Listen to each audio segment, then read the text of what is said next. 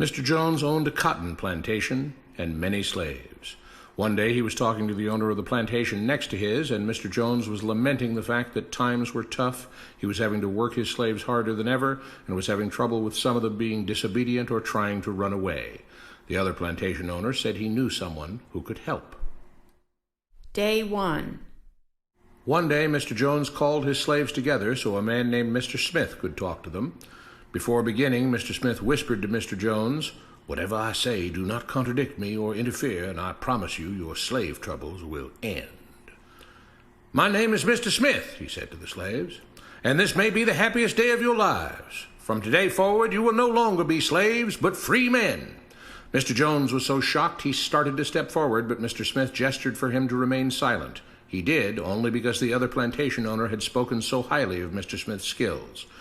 "You are no longer the property of Mr. Jones," Mr. Smith continued. "You are free. No more would you be forced to labor for the benefit of Mr. Jones. Now you can work for yourselves." Now the slaves were all murmuring and looking at each other. Many were smiling, many were looking puzzled. "In fact, you are now free to leave the plantation whenever you want," Mr. Smith said. "However, since we are surrounded by other plantations, if you leave, some other plantation owner will likely claim you as his own the moment you set foot on his property. So I urge you not to risk your newfound freedom by doing something so foolish. Instead, I suggest that you stay here, no longer as slaves, but as willing participants and part owners of this plantation. Yes, this is now your plantation." Mr. Jones bit his tongue to keep from objecting. "For now, we might as well leave Mr. Jones in charge," said Mr. Smith, "since he is the only one with any experience at running a plantation, which is quite a complicated thing to manage. But he will no longer be your master, but just another worker on the plantation. In fact, he will now be using his organizational and management skills to serve you. Whatever problems you may have had with him before, you are now all equals, and you need each other to make this work. If we all cooperate and work together, we can all reap the benefits together. In honor of this happy occasion, I present you this new symbol of togetherness and cooperation, this flag, which shall be the emblem of the new, free Jones plantation." He held up the new flag, but most of those listening were still too amazed to respond. "And this shall be our motto," Mr. Smith announced. "We work together as free men for our mutual benefit, pledging our allegiance to the Jones plantation, which stands for prosperity, liberty, and justice for all. To celebrate, everyone has the rest of the day off. Enjoy your freedom, do as you please, and be back here tomorrow morning, bright and early, so that we may begin work on this great and noble new endeavor as equal free men." Finally convinced that Mr. Smith was serious, the former slaves applauded and cheered. Day 2. "We all want this plantation to do well," Mr. Smith said at the beginning of the next meeting, "so we can all share in the benefits. We all know that it takes a lot of effort to make a cotton plantation work. Just because you're all free doesn't mean you can stop working. In fact, since you're now working for yourselves, I expect you to work even harder than ever before, but now with pride and joy, knowing that you're working for yourselves. Of course, there still have to be rules. If everyone just does whatever he wants, the plantation won't produce anything. This experiment will fail, and we'll all starve. You should be thankful that Mr. Jones has agreed to stay on to lend his knowledge and skills to this endeavor, and I trust you will all do your own part to make this work. Several of you have been chosen to act as project supervisors to manage different aspects of the operation, to make sure everyone is doing his assigned job, to make sure that the rules are followed, and so on. The rest of you may head out to the fields to start your first day of work as free men." Day 3. The next morning, Mr. Smith had a grim expression on his face as the daily meeting began. "I have an unpleasant duty to do today," he said. "Yesterday, Charles was caught keeping some of the cotton he picked, presumably to sell for his own personal profit. That is against the rules. That is stealing. For that, Charles must be punished." Two men tied Charles to the whipping post.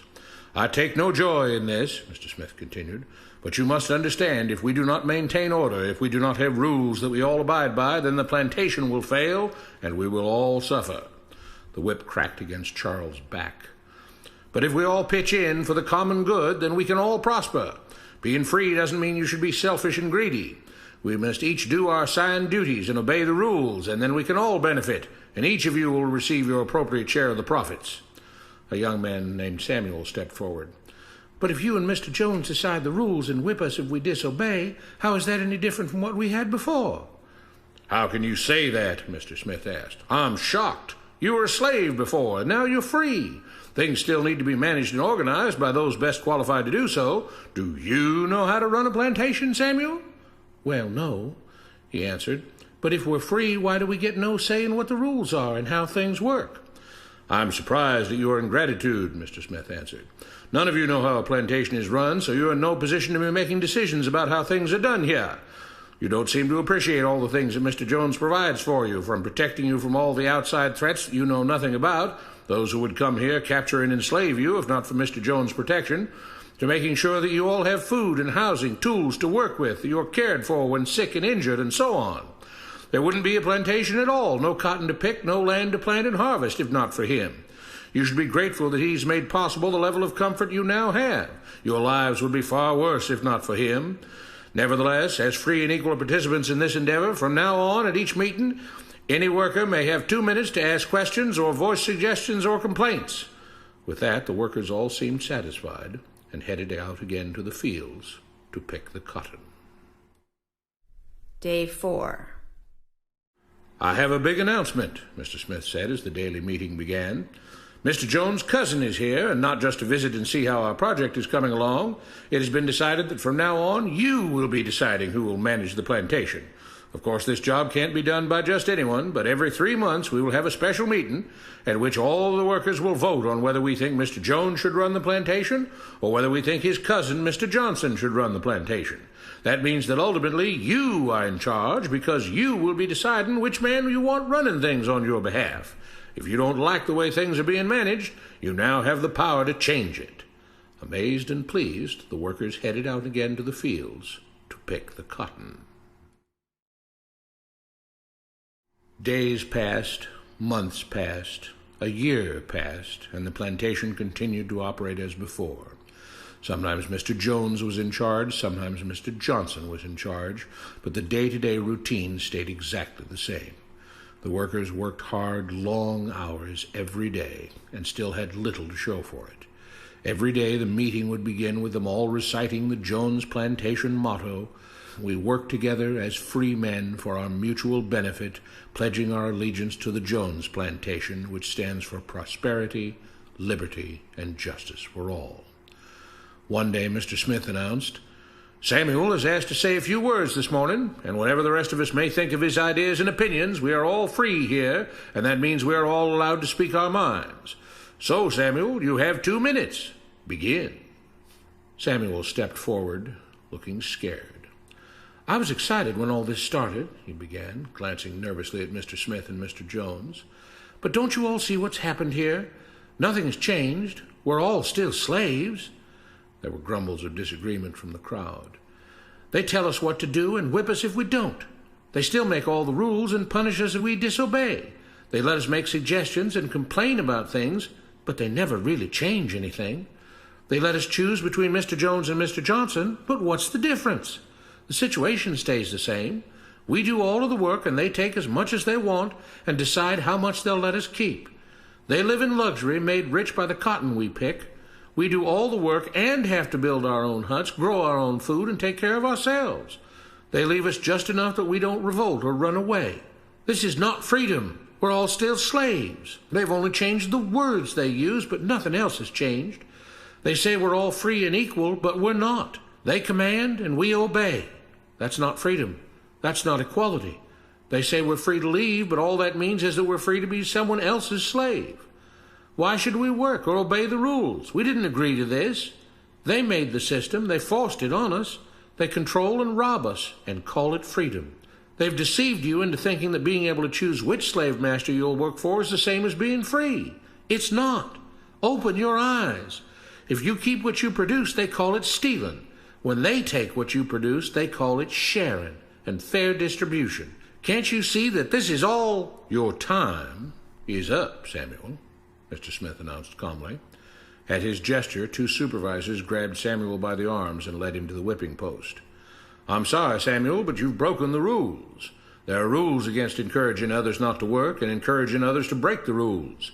You're only hurting all of us with your discontentment and your complaining and your disobedience." The whip fell and Samuel let out a grunt. "Without rules, without order, all would be lost. Without law, there would be chaos. We can't just behave as wild animals, each doing whatever he pleases. We must all follow the plan and all do our duty for the betterment of everyone, and those who do not must be punished." The whip fell again, and blood flowed freely from Samuel's back.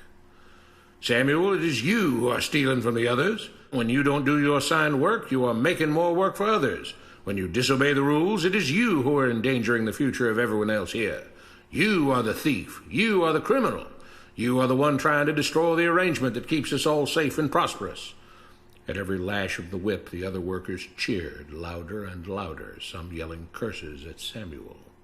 "Being spoiled and selfish, you complain about everything, talking as if you're oppressed. But you are the one ruining things. You are the one keeping us from being all we could be. It is your greed and your rebelliousness that is hurting all of us. They all play by the rules," Mr. Smith said, gesturing at the others. "What makes you think that you don't have to? You think you're above the law?" There were loud yells of agreement as the whip fell again. "We must maintain order," Mr. Smith proclaimed, "to make this plantation great, to make it so that we can all be happy and prosperous. To have the society we want, there have to be rules.